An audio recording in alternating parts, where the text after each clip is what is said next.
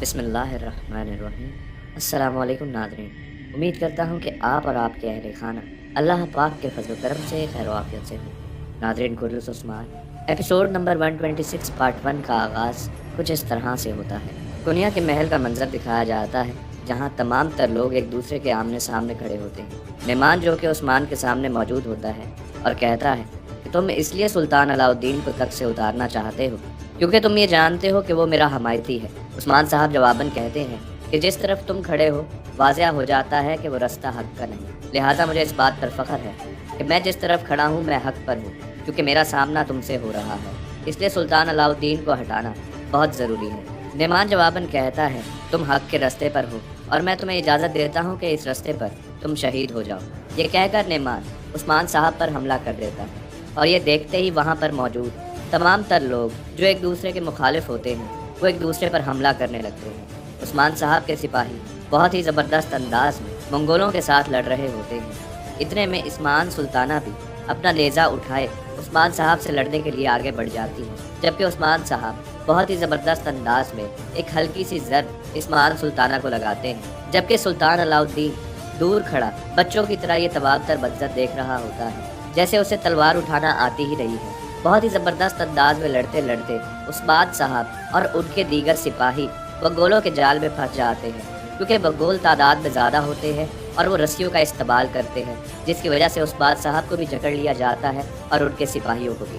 دوسری طرف برسا قلعے کے ایک کمرے کا منظر دکھایا جاتا ہے جہاں پر تیکفور غصے میں وہاں پر موجود تمام تر کمانڈروں کے ساتھ بات چیت کر رہا ہوتا ہے اور کہتا ہے کہ ہم یہاں پر بیٹھ کر سکون سے اپنی زندگی گزار رہے ہیں، جبکہ ہمارا دشمن ایک سے بڑھ کر ایک چال چلتا جا رہا ہے۔ کیا تم لوگوں کو معلوم ہے کہ سلطان مسعود کو عثمان کیوں تخت پر بٹھانا چاہتا ہے؟ اس کی صرف ایک ہی وجہ ہے، تاکہ عثمان مزید طاقتور ہو جائے، اور میں یہ ہرگز نہیں ہونے دے سکتا۔ جس پر ایک کمانڈر اعتراض اٹھاتے ہوئے کہتا ہے کہ عثمان کبھی بھی ایسا نہیں کر سکتا، کیونکہ اس سے کئی زیادہ طاقت غازان خان کے پاس ہے، وہ یہ کام کر سکتا ہے لیکن عثمان نہیں۔ جبکہ تیکفور اس کی بات کی نفی کرتے ہوئے اس کو سنانے لگتا ہے کہ تم بھی ویسا ہی سوچ رہے ہو جیسا کہ عثمان چاہتا ہے کہ اس کے تمام تر دشمن سوچیں۔ ان سب کو خاموش کروانے کے بعد تیکفور ان کو بتانے لگتا ہے کہ اس وقت میرے ذہن میں ایک منصوبہ ہے اور میں چاہتا ہوں کہ اس کے تحت کام ہو، تاکہ عثمان اور اس کے حمایتی سب کے سب دنگ رہ جائیں۔ اس وقت ہمارے پاس سنہری موقع ہے، عثمان جو کہ اپنے قبیلے میں یا پھر یعنی شہر میں موجود نہیں، لہٰذا ہم اس سے فائدہ اٹھا کر اس کے ارد گرد کے تمام تر قبیلوں پر حملہ کریں گے، خاص کر کے وہ قبیلے جو کہ عثمان کا ساتھ دیتے ہیں۔ اور اس بات کو اپنے ذہن میں رکھنا کہ وہاں پر کسی پر بھی ترس نہ کھانا، کوئی بھی شخص قیدی بنا کر نہ لایا جائے، سب کے سب قتل کر دیے جانے چاہیے۔ اور اس کی وجہ صاف ہے کیونکہ ان کے ہاں جو بوڑھے ہیں وہ تمام تر دانشور ہیں اور وہ ان کو مشورے دیتے ہیں۔ جہاں تک خواتین کی بات رہی جو کہ ان کی بیویاں ہیں، وہ تمام تر جنگجو ہیں، اور جہاں تک ان کے بچوں کی بات رہی، ان کے بچے کافروں کے لیے پہلے سے ہی بدلہ اپنے دل میں رکھتے ہیں، لہذا کسی کو بھی قیدی بنا کر نہ لایا جائے، تمام تر لوگوں کو قتل کر دیا جائے۔ وہاں پر موجود تمام تر کمانڈر تیکفور کی بات سنتے ہی اپنی تیاریوں میں مصروف ہو جاتے ہیں اور وہاں سے چلے جاتے ہیں۔ دوسری طرف کنیا کے محل کا منظر دکھایا جاتا ہے۔ بیندر کی گردن پر عثمان سلطانہ کا نیزہ ہوتا ہے اور عثمان صاحب اور مسعود صاحب کی گردن پر تلواریں، اور عثمان سلطانہ بیندر کی طرف دیکھتے ہوئے کہتی ہیں کہ میں چاہتی ہوں کہ ان کو قتل کر دیا جائے، لیکن اس انداز سے نہیں، ان کو تڑپا تڑپا کر مارنا چاہیے۔ جس پر نعمان کہتا ہے کہ تم ایسے ہی اپنا وقت ضائع کرو گی، ان کو جلد از جلد قتل کر دو۔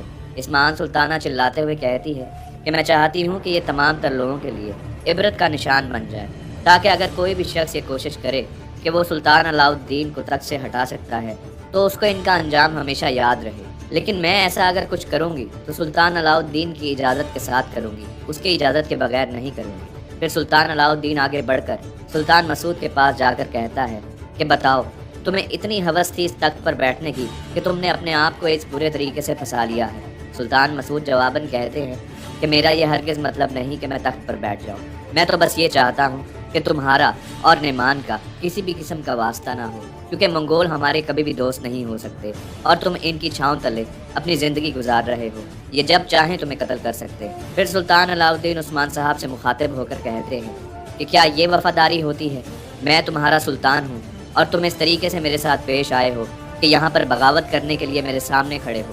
عثمان صاحب جواباً کہتے ہیں کہ میں نے اپنی زندگی سلجوقوں کے ماتحت گزاری ہے اور جو کچھ بھی سیکھا ہے سلجوقوں سے سیکھا ہے۔ اور میں سلجوقوں کا بہت زبردست سردار رہا ہوں، ایسا سردار جس کو بار بار کسی سے پوچھنے کی یا بتانے کی ضرورت نہیں پڑتی تھی۔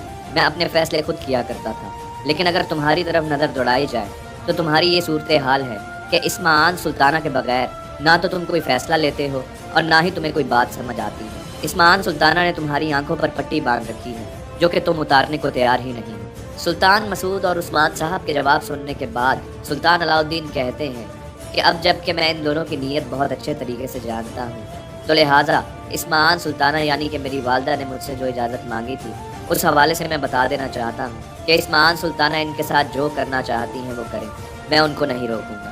لہٰذا میری طرف سے کل صبح ان دونوں کو قتل کر دیا جائے، یعنی کہ سلطان مسعود اور عثمان صاحب کو۔ یہ سنتے ہی اسمعان سلطانہ مسکرانے لگتی ہے کہ بالآخر وہی ہو رہا ہے جو کہ وہ چاہتی ہے۔ پھر عثمان صاحب، سلطان مسعود، بیندر اور دیگر سپاہیوں کو قیدی بنا کر وہاں سے لے کر جایا جاتا ہے۔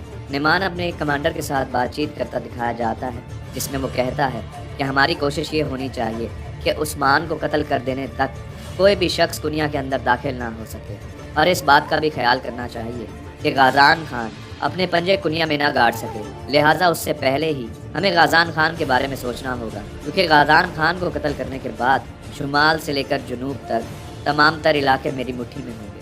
دوسری طرف اسمعان سلطانہ جلالی سے بات چیت کرتے ہوئے دکھائی دیتی ہیں۔ وہ کہتی ہیں، جلالی کیا تمہیں اپنی حیثیت معلوم ہے؟ جلالی جواباً کہتا ہے، جی ہاں، مجھے اپنی اوقات، اپنی حیثیت معلوم ہے۔ اسمعان سلطانہ کہتی ہے کہ اسی وجہ سے تم نے اتنی لمبی زندگی پائی ہے۔ جو شخص اپنی حیثیت یا اوقات نہیں جانتا اس کی موت بہت جلدی ہو جاتی ہے، اور یہی مسئلہ عثمان کا ہے۔ عثمان کو معلوم ہونا چاہیے تھا کہ اس کی حیثیت یا اوقات کیا ہے، لیکن وہ ہمیشہ اس کو بھول کر آگے بڑھنے کی کوشش کرتا ہے۔ جلالی جواباً کہتا ہے کہ اگر آپ برا نہ منائیں تو میں آپ سے ایک بات پوچھوں۔ آج ہمارے پاس موقع تھا، ہم نے عثمان صاحب کو قتل کرنا تھا، لیکن آپ نے ایسا نہیں کیا۔ کیا میں جان سکتا ہوں کیوں؟ اسمعان سلطانہ جواباً کہتی ہے کہ میں تمہیں بتاتی، اگر میں اس کو ایسے قتل کرتی تو اس کا تاثر تمام تر سرداروں کے اوپر بہت برا جاتا۔ لہٰذا تمام تر سرداران کو یہ معلوم ہونا چاہیے کہ عثمان نے کیا غلط کیا۔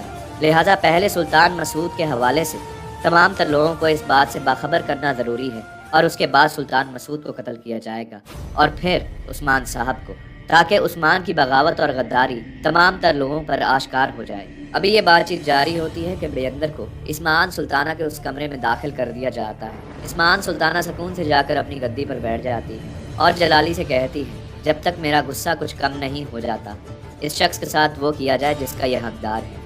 جلالی پھر ایک بکسا کھولتا ہے جس میں طرح طرح کے اوزار ہوتے ہیں جس سے انسانوں کو تکلیف دی جاتی ہے۔ بیندر مسکرا کر اسمعان سلطانہ کی طرف دیکھتا ہے اور کہتا ہے کہ مجھے ہرگز ان تمام تر چیزوں سے اب کوئی فرق نہیں پڑتا، کیونکہ اللہ کے فضل سے اللہ نے مجھے سیدھے رستے پر گرا دیا ہے اور میں اب اس پہ چلنے لگا۔